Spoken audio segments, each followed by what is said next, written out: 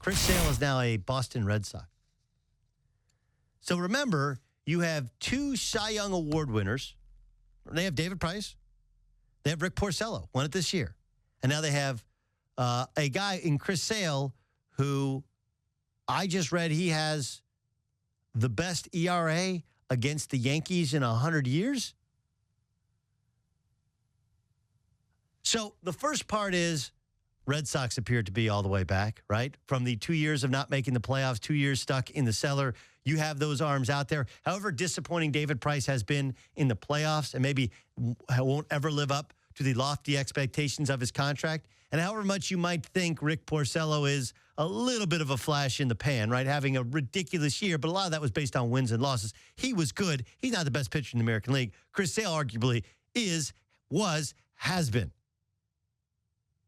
And by the way, now Rick Porcello is probably your second number 2 starter, maybe your number 3.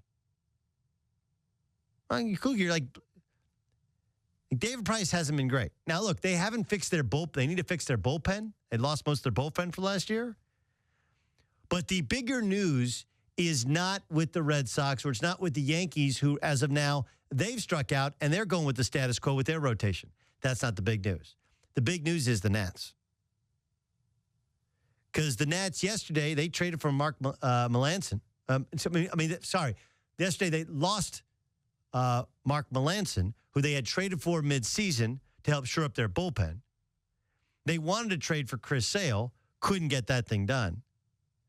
And to this point, they've struck out. And though they have a Cy Young Award winner in the National League, who was previously a Cy Young Award winner in the American League, you got to at some point think, boy, the Nationals used to just throw money at problem the way the Yankees used to, and now they're unable to do so.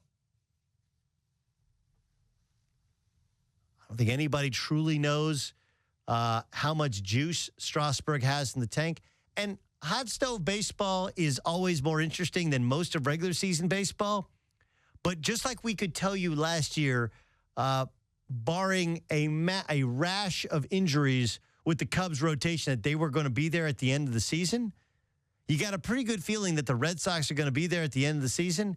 And as much as you think, hey, the ratings this year, they were all-time, they were the highest in like 20 years because you had the Cubs, think about baseball and where it was going back 2 seasons ago with the Kansas City Royals, or 3 seasons ago with the Royals and the San Francisco Giants. Ratings disaster. To the potential of the Chicago Cubs and the Boston Red Sox, formerly cursed franchises, having the best rotations in baseball, meeting up in a World Series.